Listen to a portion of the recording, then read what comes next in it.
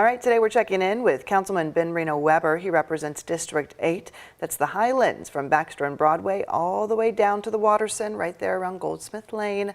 It is a big and important district, my district, so thank you so much for coming on. Thanks for having me, and congratulations on 40 under 40. Thank you. That's quite an honor. Thank you very much. Okay, so let's get started here. You are pushing for a new need here in our city, a non-medical respite space for the houseless community. What is that? Why do we need it? Yeah, so this is something that I've been working on with the mayor's office and a lot of partners. And the idea is that, for people who are experiencing houselessness or who are often having a mental break or are experiencing substance use, we need a space as a community for them to go or to be taken so that they can just rest, sober up, and then make decisions about what's going to happen next. So when someone is passed out in front of Carmichael's, as we talked about the last time we were here, you call 911, you don't necessarily want a police presence there. Even if you do, we need to give the police some place to take that person so that they can then get the care and treatment that they need. That's not necessarily jail. That is not, explicitly, that is not jail. It's also not the hospital system. Right, okay. So part of the deflection program is where do they go? And so one of the things that we're working with the mayor's office on is creating that kind of space. The technical term is non-medical respite, but really it's just a quiet space for people to figure out what is next, sober up, get on their meds, get connected to the resources that we have as a community.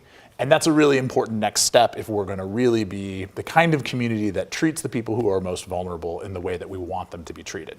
Okay, it'll be interesting to see what you guys come up with and where this goes. Yeah, and I think part of what is interesting about it is that it has such overwhelming support from the police, from people who, no one wants people who don't need it to be going to the ER or the jail.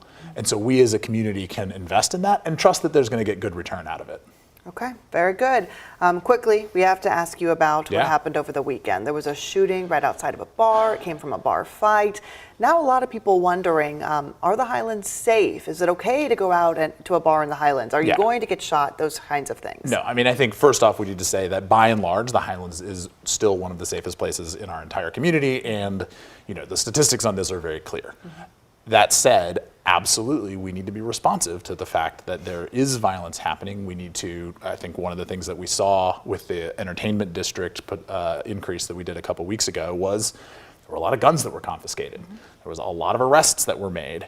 And, the difference now between when we were in the, younger in the Highlands is the guns, right? A bar fight is a bad thing. A bar fight that leads to somebody getting shot is something very different. Right. That's the difference. Well, I know this conversation will continue tonight. We've got a town hall forum coming up this evening in the Highlands. Looking forward to it. For District 8. So I'll see you there. We'll hope we see you there. Thank you for coming on here. Thanks for having me.